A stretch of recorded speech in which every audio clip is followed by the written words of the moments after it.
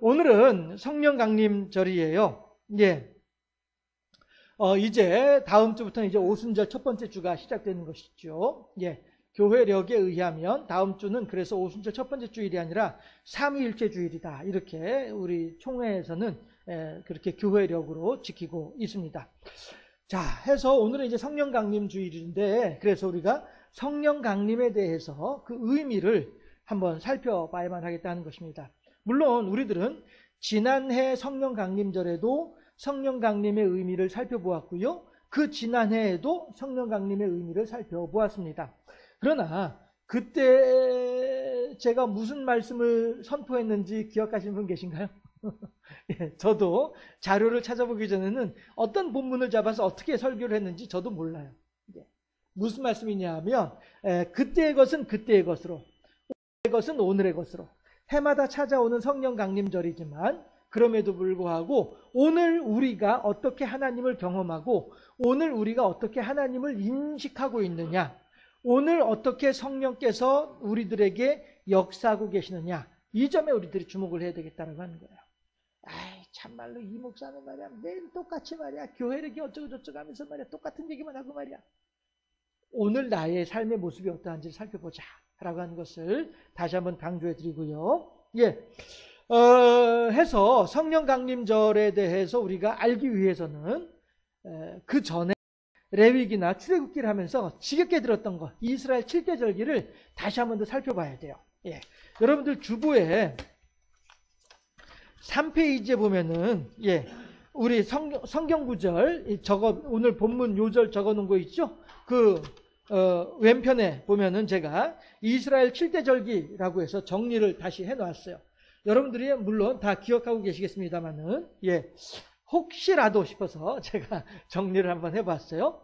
해서 이스라엘 사람들은 우리는 예전에는 음력을 따라서 24절기를 지켰었어요. 우리나라는 조상들은 음력을 따라서 해서 1일과 15일 따라 15일이 그러니까 초하루와 보름을 가지고서 늘 무슨 절 하면서 지켜왔었다는 말씀이죠. 그랬는데 그것이 왜 그러냐 하면 농사를 짓기 위해서 농사를 위해서는 그런 절기가 사람들한테 매우 중요한 그런 어떤 그 기준이 되더란 말씀이죠. 해서 1월 정월 대보름 지나고 나면은 농사 지으려고 이제 농기구 손보고 하는 일들이 시작되면서부터 농사가 시작되는 것 아니에요. 이런 것처럼 이스라엘 사람들도 농사를 짓는 사람들이기 때문에 7대 절기라고 하는 절기를 통해서 우리들이 지금 이 절기가 지나갔으니 다음 농사는 무엇을 준비해야 되겠구나, 어떤 걸 해야 되겠구나, 이런 걸 알 수 있단 말씀입니다. 해서 이스라엘 사람들의 7대 절기, 하나님께서 정해주신 7대 절기 속에는 우리 성도들의 구원의 과정이 그대로 들어있습니다. 해서 이스라엘 사람들의 달력으로 첫 번째 달 정월 초하루가 지나서 정월 열 나흔 날이 되면 6월절이에요. 정월 열 나흔 날이 6월절이고 15세 때부터 20 이튿날까지 15세부터 20 이튿날까지 일주일 동안은 무교절의 기간이에요. 6월절은 하루고 무교절은 일주일이에요. 그러면 일주일의 기간 중에 하루는 반드시 안식일이 있겠죠. 그렇죠? 일주일 중에 하루는 반드시 안식일이 있을 것 아니겠어요? 그러면 그 안식일 다음에 요즘 말로 말하면 일요일이죠. 이 날이 바로 초실절이 돼요. 그래서 6월절은 열 나흔 날, 그 다음에 무교절은 15세부터 20 이튿날까지, 그리고 그 사이에 초실절, 이렇게 들어있는 거예요. 해서 6월절과 무교절과 초실절이 1월 14일부터 22일 사이에 다 들어있어요. 세 가지 절기들이 종기종기 모여 있는 거예요. 우리는 보름 간격으로 절기가 있습니다만은 이 사람들은 그 안에 다 들어있어요. 그 다음에 초실절부터 계산을 해가지고 50일째 되는 날, 이 날이 오순절이에요. 그리고서 다시 또 이것이 초실절부터 오순절까지 50일이니까 2달이 채 안 되죠. 그렇죠? 2달이 채 안 되니까 1월 22일에 무교절이 끝나고 그 다음에 3월 지나고 4월 말 내지 5월 초가 되면 오순절이 되는 거죠. 예, 오순절이 되고 그 다음에 오순절에서 다시 또 2달이 지나서 오순절에서 다시 또 2달이 지나서 이스라엘 사람들의 7월 1일이 되면 나팔절이에요. 나팔절이고 그 다음에 7월 10일이 되면 이때에는 대속죄일이에요. 그리고 7월 15일부터 또 일주일 동안 22일까지는 초막절이에요. 해서 7월 1일부터 7월 22일까지 사이에 또 3개 절기가 동계동계 이제 또 모여 있는 거예요. 해서 6월절, 무교절, 초실절이 있고 그 다음에 시작할 때 6월절로 시작을 해가지고 끝날 때 초막절로 끝이 나요. 그런데 여기 3개, 여기 3개는 동계동계 모여 있는데 중간에 하나가 뭐가 있어요? 오순절이 있는 거예요. 오순절 혹은 맥주감사절이라고 하죠. 우리가 지금 몇 해 동안에 걸쳐서 작년에는 했었나요? 맥주감사 헌금을 우리가 안 하고는 있긴 합니다만은, 예, 이 오순절 혹은 맥주절이라고도 얘기를 하는 것이 바로 성령 강림절이에요. 그러면 예수님께서 부활하시고 난 뒤에 우리들에게 하시는 말씀이 곧 성령이 너희들에게 임할 것이다 라고 말씀을 하셨는데 그것이 어느 때냐 하면 오순절날 성령이 임한 거예요. 유대인들의 달력으로 유대인들의 절기로 오순절날 성령이 마가다락방에 임했단 말씀이에요. 그래서 우리들은 오순절을 성령 강림절이라고도 지키고 있는 것이다 라고 하는 거예요. 해서 유대인들의 절기 속에 하나님께서 우리들을 위한 구원의 계획을 그대로 심어 놓으셨어요. 설계도예요. 7대 절기는 성도들이 어떻게 구원받는지에 대해서 구원받은 백성들이 어떻게 살아가야만 하는지에 대해서 가르쳐 주시는 설계도고 안내서예요. 우리가 여행을 하게 되면 가이드의 깃발만 보고 쫓아가잖아요. 이런 것처럼 이 7대 절기도 우리 성도들이 어떻게 하면 천성을 향하여서 안전하게 무사히 갈 수 있는지에 대해서 안내해주는 여행사 직원의 깃발과도 같은 것이 7대 절기더라라고 하는 거예요. 그래서 제가 여러분들과 같이 7대 절기에 대해서 생각을 해볼 때에 이 오순절은 마치 고속도로의 휴게소와 같습니다. 이렇게 말씀을 드린 적이 있어요. 서울에서 출발해서 경주까지 오려면은 4시간, 5시간 걸려서 와야 된단 말이에요. 그러면은 그 길을 쉬지 않고 계속 오게 되면은 어깨도 아프고 졸리기도 하고 다리도 아프고 배도 고프고 화장실도 가야 되고 이래서 중간에 어디 휴게소에서 차를 세우고 시동을 끔으로써 차도 좀 쉴 수 있게 해주고 사람도 잠깐 이렇게 걷기도 하고 음식도 먹기도 하고 이렇게 화장실도 다녀오기도 하고 이렇게 쉬면서 새롭게 에너지를 얻어요. 휴게소라고 하는 곳이. 그래서 힘을 얻어서 다시 또 부릉 시동 켜고서 또 운전해서 목적지까지 안전하게 갈 수 있다는 말씀이죠. 이 비유가 적절할지 모르겠습니다만은 제 후배가 신혼 초에 차를 새로 이제 하나 그때 이제 신학교 다니면서 아르바이트를 하느라고 아르바이트를 위해서 차를 하나 새로 샀어요.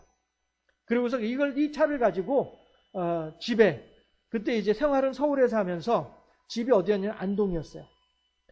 그 이제 두 젊은 신혼부부가 안동에 이제 집에 가서 어른한테 인사를 하고 그 다음날 이제 새벽에 일을 해야 되니까 밤에 쉬지 않고 그냥 올라온 거예요.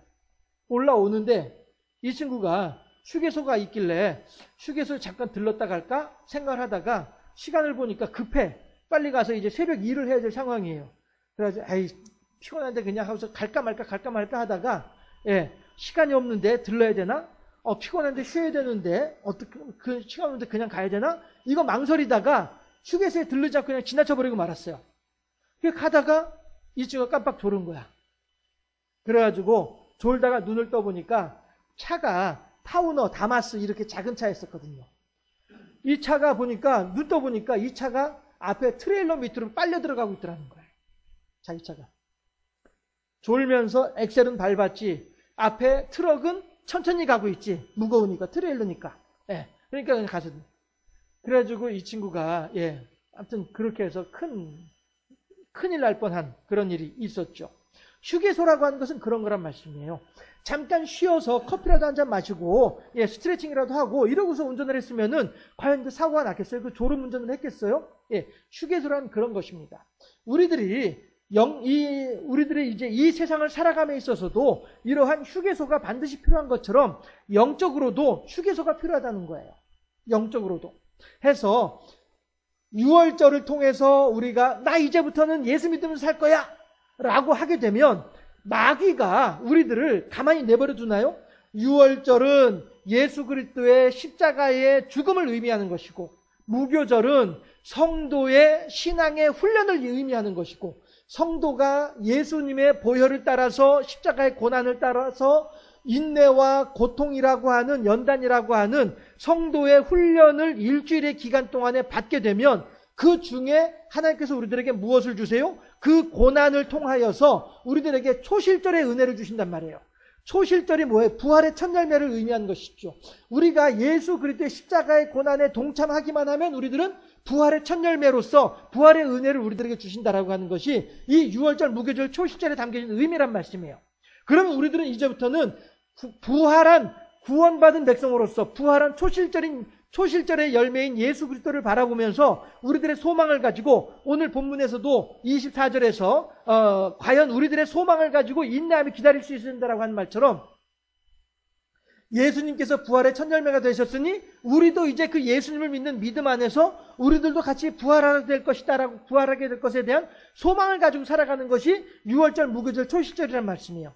그런데 이 소망을 가지고 살아갈 때에 과연 우리가 이 소망을 가지고 살아갈 때 편안하게 살 수 있느냐? 등 따시고 배부르게 살 수 있느냐? 아니라는 거예요. 아니라는 거예요. 선배 목사님들한테 들었던 이야기 중에 하나가 뭐였냐 하면은, 교회를 새로 부임을 가게 되면 그 교회를 그 새로 부임한 목사님과 교인들 간에 서로 이렇게 그 호흡이 잘 맞도록 하기 위해서는 어느 만큼의 시간이 걸리느냐 하면은 전임 목사님이 계셨던 시간 곱하기 2의 시간이 필요하대요. 예를 들어서 전임 목사님이 그 교회에 2년 계셨어요. 그러면 제가 그 교회에 가서 2년 동안은 전임 목사님의 분위기에 젖어 있는 그 성도들에게 새로운 방향의, 새로운 목사로서의 새로운 분위기를 전달하는 일이 필요하고요. 그 다음에 2년 동안은 전달한 것을 그들에게 심어주고 그들이 정착할 수 있도록 해주는데 또 2년이 필요하다는 거예요. 그래서 전임 목사님이 계셨던 기간보다 곱하기 2를 해야 그 다음에 비로소 당신의 목회를 펼쳐나갈 수 있을 것입니다. 이렇게 선배 목사님들이 얘기를 했었거든요. 자, 이게 왜 제가 이 말씀을 드리느냐 하면은 우리들은 평생을 누구와 살아왔어요? 마귀와 살아왔었거든요. 어느 누군들 태어나면서부터 하나님에 대한 굳건한 믿음을 가지고 어떻게 해서든 하나님 뜻대로 살아가려고 그렇게 하는 사람들은 아무도 없어요. 우리들은 태어나면서부터 마귀의 종로를 타면서 사는 것이 익숙해져 있는 사람들이에요. 그 삶을 얼마큼 살았어요? 10년 살았습니까? 20년 살았습니까? 30년 살았습니까? 여러분 가운데 어떤 분들은 40년을 마귀와 더불어 살아오셨던 분들도 계실 거란 말씀이에요. 그러면 여러분들은 40년 동안 마귀에게 젖어 있었던 이것을 씻어내는 시간이 필요해요. 그 다음에 나머지 40년 동안은 하나님의 것을 받아들이는 시간이 필요해요. 그 다음에 80년이 지난 이후에야 비로소 하나님의 것으로 하나님과 더불어 동행하는 그러한 생활이 필요하더라. 물론 이거는 진리는 아니에요. 진리는 아니고 그냥 사람들 사이에서 하는 이야기예요. 그러나 시간상으로는 어떨런지 몰라도 일리는 있습니다. 무슨 얘기냐면은 지금까지 나에게 익숙하던 것들, 이 습관을 버리는 시간이 필요하고요. 버렸으면 새로운 것을 나의 습관화시키는 시간이 또 필요해요. 제가 6년 동안, 7년 동안을 왼손잡이로 살았어요. 7년 동안을 왼손잡이로 살았어요. 그리고서 왼손잡이를 버리고 오른손잡이가 되려고 하니 얼마나 시간이 필요하겠습니까? 이게 얼마나 훈련이 필요하겠어요. 어머니한테 손을 이렇게 맞아가면서 이렇게 제가 글씨를 배웠거든요. 왼손으로 글씨를 쓰려고 하니까 이놈의 글씨가 다 거꾸로 되거든요. 그러니까 하나 어머니가 손을 때리면서 왼손으로 연필을 잡는 순간에 손을 때리면서 오른손으로 잡아야지. 그래가지고 어머니한테 맞아가면서 그렇게 오른손으로 글씨를 쓰는 거를 연습을 한 거예요. 숟가락도 마찬가지잖아요. 숟가락도 왼손으로 잡던 사람이 어느 순간부터 오른손으로 잡으려고 하니 이게 얼마나 힘들어요. 그렇죠? 예. 왼손의 습관을 버리는 시간이 필요해요. 그래서 오른손으로 왼손의 습관을 버렸으면 그 다음에는 오른손으로 능숙하게 숟가락을 움직일 수 있는 그 시간이 또 필요한 거예요. 그런 것처럼 마귀와 더불어 살아가던 우리들이다 보니 우리가 어느 순간에 마귀와 더불어 살다가 어느 순간 나 이제부터는 하나님을 믿으면 살 거야. 나 이제 주님의 새 생명 얻은 몸 하면서 말이죠. 예, 나 이제부터 하나님 믿으면 살 거야. 하지만 아니할 말로 대한민국의 남자들이 예수 믿기 힘든 첫 번째 이유가 뭐냐면 술, 담배거든요. 대한민국 남자들이 어디 뭐 이렇게 통계를 한 건 아닙니다만은, 예, 주변의 사람들이 이렇게 얘기 듣다 보면 그래요. 첫 번째가 술, 담배고 두 번째가 제사 문제거든요. 대한민국 남자들이 예수 믿기 힘든 이유. 예. 이러니, 예, 술, 담배를 내가 끊어야지 하면 그날 그 순간에 딱 끊어지나요? 아니잖아요. 몸으로는 끊었을지 몰라도 마음으로는 끊지 못해가지고 계속 갈등하고 고민하고 번민하고 이런 거 있잖아요. 예. 이런 것들이 다 뭐예요? 끊어가는 과정이에요. 예. 내가 오늘부터 술 끊었어! 해가지고 그 순간부터 끊어지는 것이 아니고 마음으로부터 술에 대한 생각이 떠오르지 않게 되면 그때 비로소 그게 완전히 끊게 되는 것이죠. 이런 것처럼 우리가 지금까지 마귀와 더불어 살아오던 우리들이다 보니 이것을 벗겨내야만 하고 그 다음에 이것을 벗겨낸 그 자리에 무엇을 심어야 돼요? 하나님의 생각을 심을 수 있어야죠. 이 기간이 필요한 거예요. 그래서 예수 믿는 사람들은 다른 사람들보다도 갑절로 힘든 게 그래서 그런 거예요. 자, 안 믿는 사람들은 더불어서 살아가기 때문에 그냥 먹고 사는 문제만 집중하면서 살면 돼요. 예, 안 믿는 사람들은 먹고 사는 문제, 그 다음에 육신의 쾌락과 안목의 자랑과 육신의 정욕을 따라서 이렇게 살아가면 되는 사람들이에요. 예, 우리도 마찬가지로 이 세상을 살면서 먹어야 되고 입어야 되고 또 뭐 자야 되고 이런 것들 다 필요해요. 그 사람들하고 똑같이 우리들도 직장 생활해야 되고요. 그 사람들하고 똑같이 우리들도 때로는 치열하게 경쟁해야만 하고요.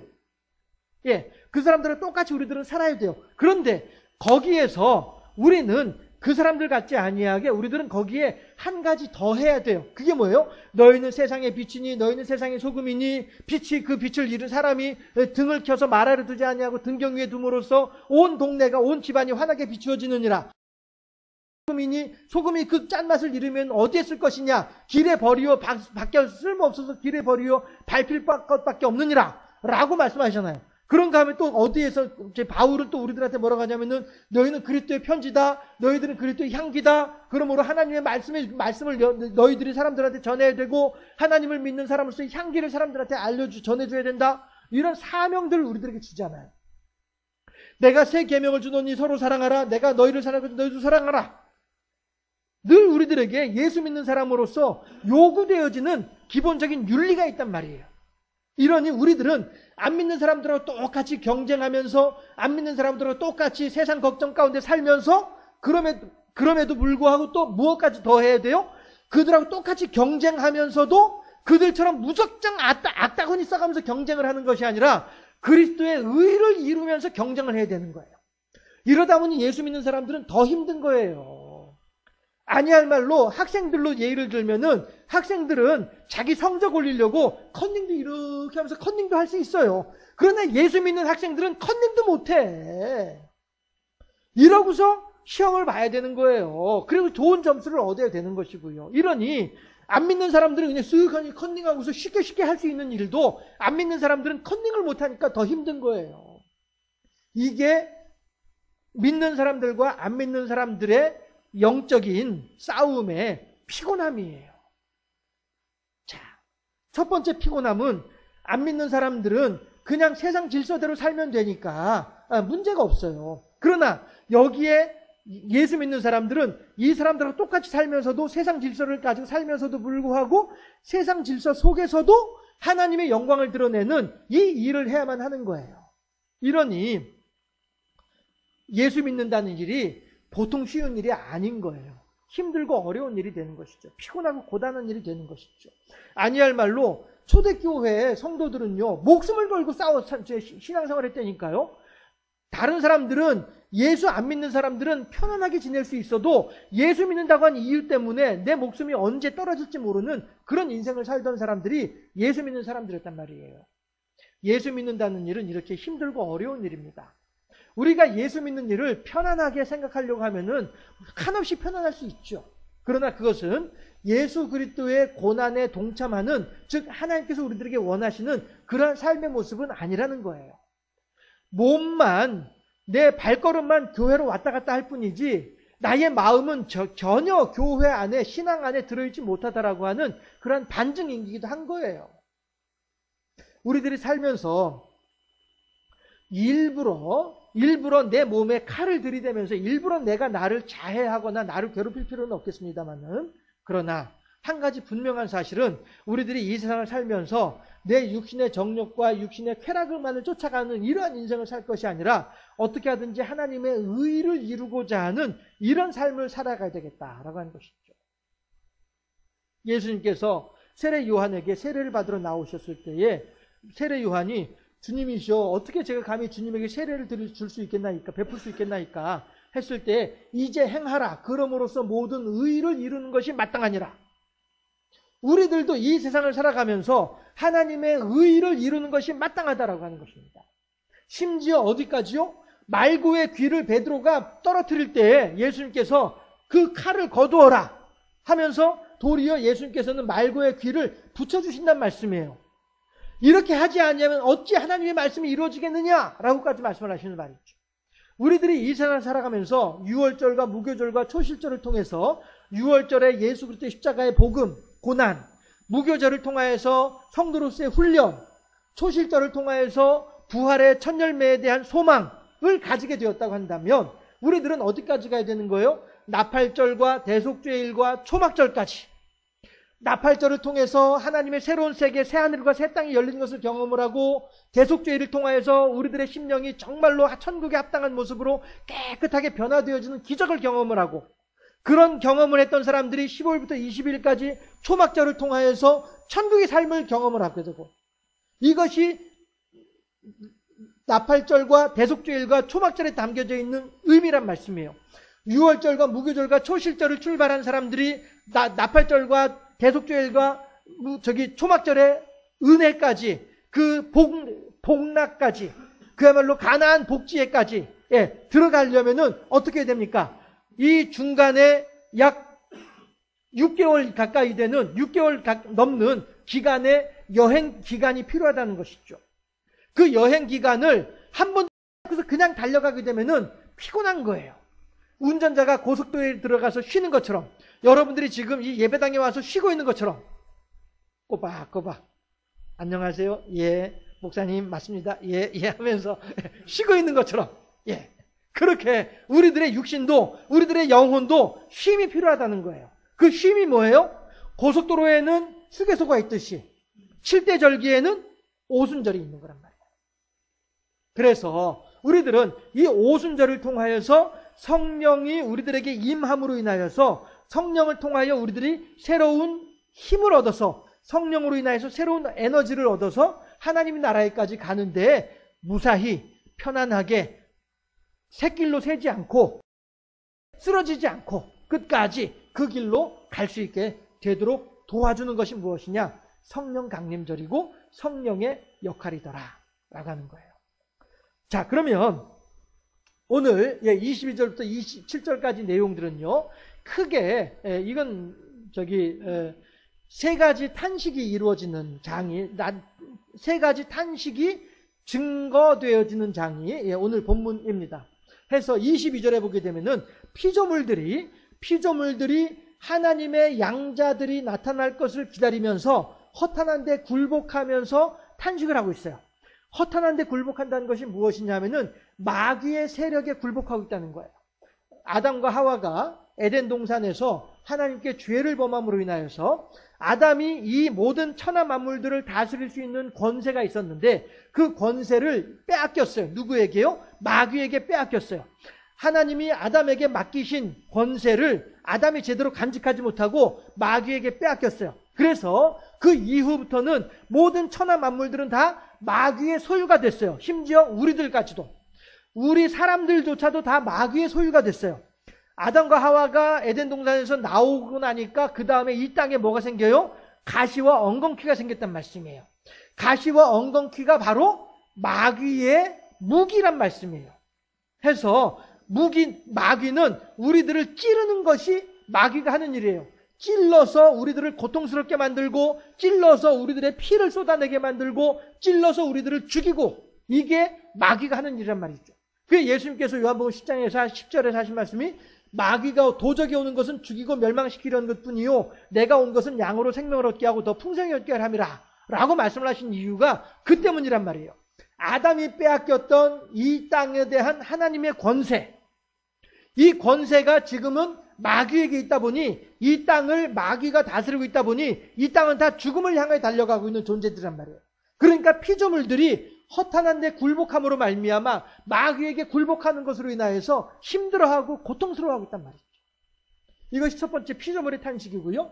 두 번째 탄식은 무엇이냐면은 우리들 하나님을 통하여서 초실절의 은혜, 유월절과 무교절과 초실절을 통하여서 구원의 은혜를 덧입은 우리들이 이제 나팔절과 대속절과 초막절을 소망하면서 오늘 하루 신앙의 인생길을 걸어가고 있는 중인데 이 길이 보통 쉬운 길이 아니란 말씀이에요. 제가 지금까지 계속 강조했던 게 신앙인으로서의 삶이 힘들고 어렵다라고 하는 것을 계속 강조해서 말씀드렸던 것처럼 그렇게 이 신앙인의 길을 걸어가는 일이 보통 어려운 게 아니에요.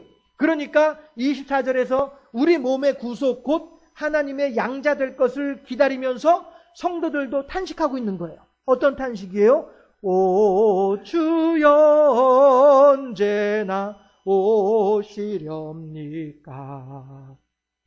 먼 하늘 이상한 구름만 떠도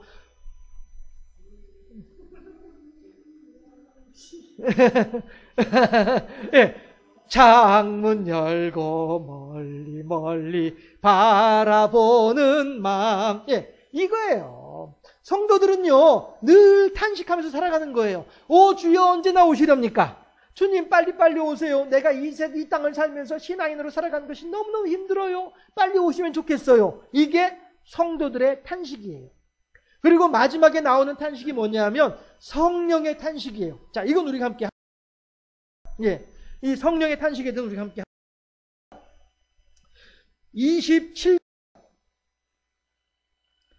26절과 27절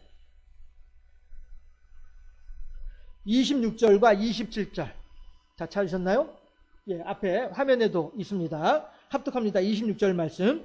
이와 같이 성령도 우리의 연약함을 도우시나니 우리는 마땅히 기도할 바를 오직 성령이 말할 수 없는 탄식으로 우리를 위하여 친히 간구하시느니라.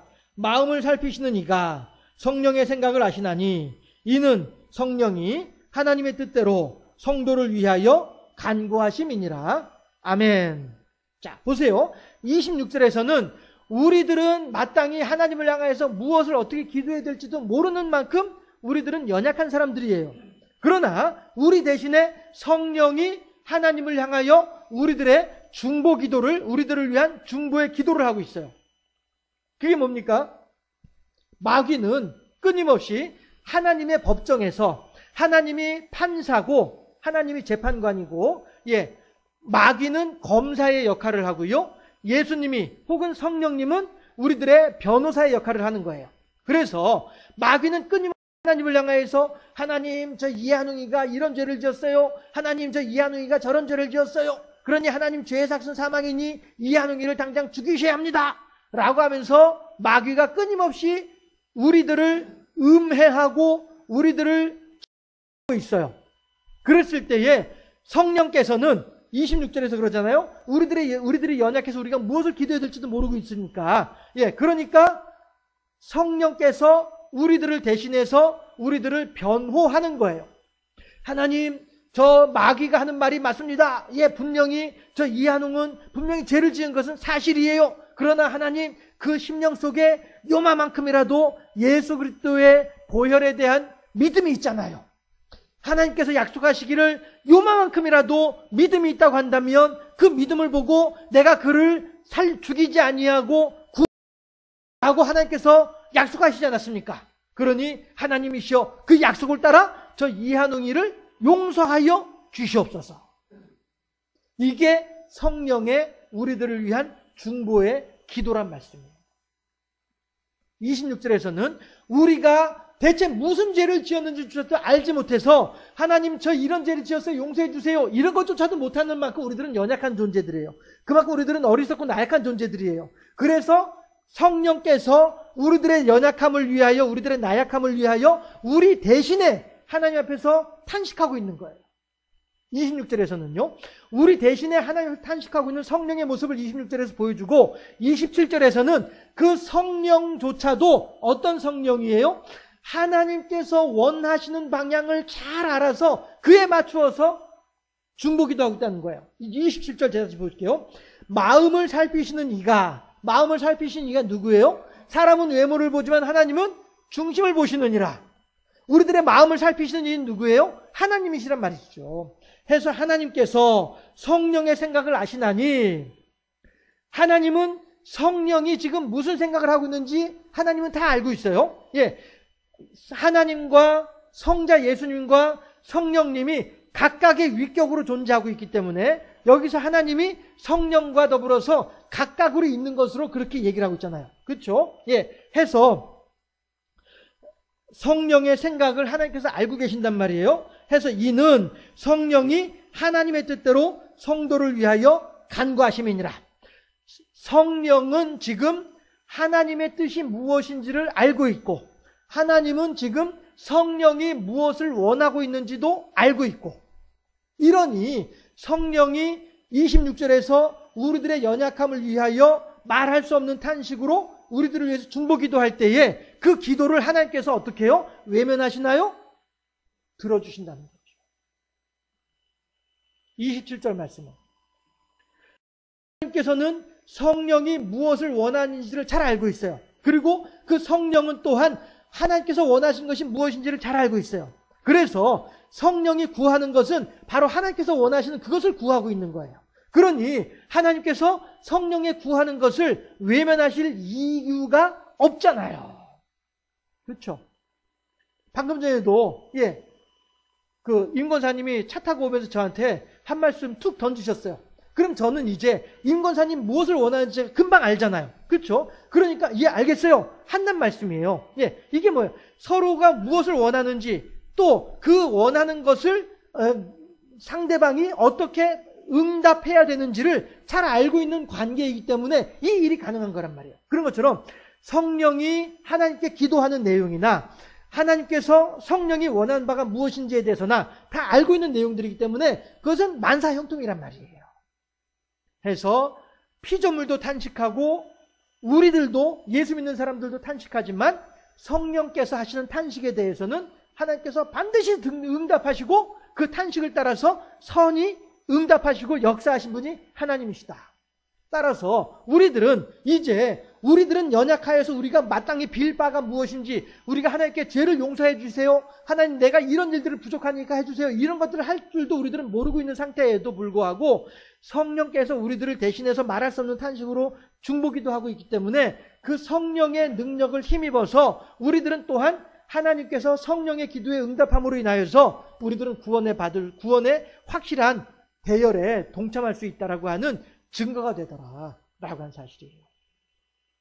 이것이 성령 강림절에 우리들이 영적인 휴게소, 성령을 통해서 우리들이 새로운 힘을 얻고 성령을 통해서 새로운 능력을 받아서 하나님께서 원하시는 그 방향으로 좌로나 우로나 치우치지 아니하고 달려나아갈 수 있는 에너지를 덧입을 수 있다라고 하는 사실입니다. 해서 제가 우리 설교를, 오늘 설교 제목을 영적인 휴게소 성령 강림자이라고 해 놓은 거예요.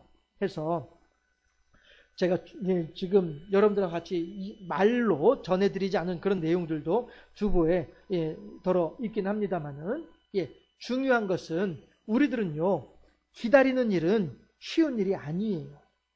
제가 군대에 있을 때 선임자들이 한 번씩 이제 집합을 걸거든요. 그럼 이제 우리들은 다 이제 가서 그야말로 한따까리 하러 이제 가는 거예요. 그러면 우리들은 기합 받는 것보다는 그냥 몇 대 얻어맞고 때려치는, 얻어맞고 치아삐는 게 더 속이 편하고 그런 거를 경험한 적이 있었어요.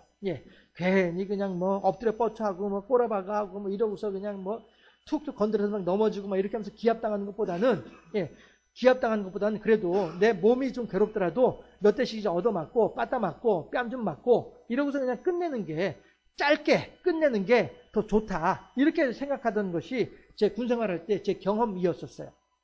마찬가지로 성도들도 언제까지 내가 이 믿음의 선한 싸움, 언제까지 이 믿음의 선한 싸움을 해야 될런지, 그 끝이 보이지 아니하는 이 믿음의 선한 싸움을 언제까지 해야 될런지, 이것은 참으로 힘들고 어려운 일이에요. 기다린다는 것은, 시간을 기다린다는 것은 그만큼 어려운 일이에요. 그러나 하나님께서는 히브리서 4장 15절에서 제가 이제 주보에도 그 성경 구절을 프린트를 해놨습니다만은 제가 한번 읽어보도록 할게요. 히브리 4장 15절 말씀이에요. 우리에게 있는 대제사장은 우리의 연약함을 동정하지 못하실 이가 아니요 모든 일에 우리와 똑같이 시험을 받으신 이로되 죄는 없으시니라 라고 말씀을 하고 있어요. 다시 말해서 예수님께서는 우리들이 지금 어떤 일을 당하고 있는지를 다 알고 계신 분이란 말씀이에요. 알고 계시기 때문에 우리가 기다리는 일이 힘들고 배나 더 어렵다라고 하는 사실을 다 알고 있는 분이에요. 그래서 개역 개정판에서는 우리의 연약함을 동정하지 못하실 리가 아니요 라고 얘기를 하고 있습니다만은, 예전 개역 한글판에서는 체휼하지 아니하는 자가 아니요 라고 되어 있단 말이에요. 우리들의 모든 성도로서의 고통을 다 체휼하시는 분이 예수님이다 라고 얘기를 하고 있다는 것이죠.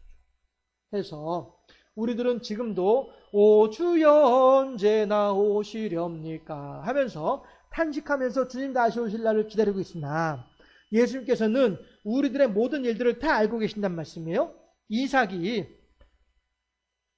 야곱이 요셉의 아들들에게 축복기도 하려고 할 때 손을 어긋맡겨서 기도를 할 때 요셉이 아버지 그렇게 하지 마세요, 손 바꿔서 하세요 라고 얘기를 할 때 야곱이 요셉에게 하는 말이 있잖아요. 안다 아들아, 나도 안다 라고 얘기를 하잖아요. 그렇죠? 다 알면서도 손을 어긋맞춰서 축복기도 하는 거야 라고 하는 것처럼, 예수님께서도 오늘 우리들이 어떠한 상황에서 어떠한 형편과 어떠한 처지에서 신앙생활하고 있는지 다 알고 계신다는 거예요.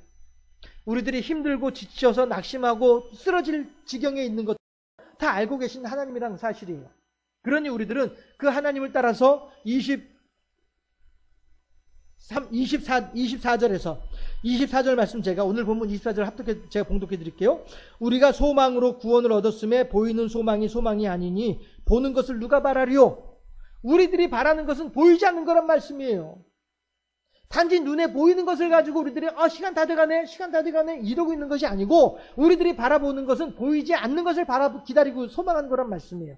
그러니 이 소망은 그 끝이 언제 있는지 알지 못해서 더 힘들어요.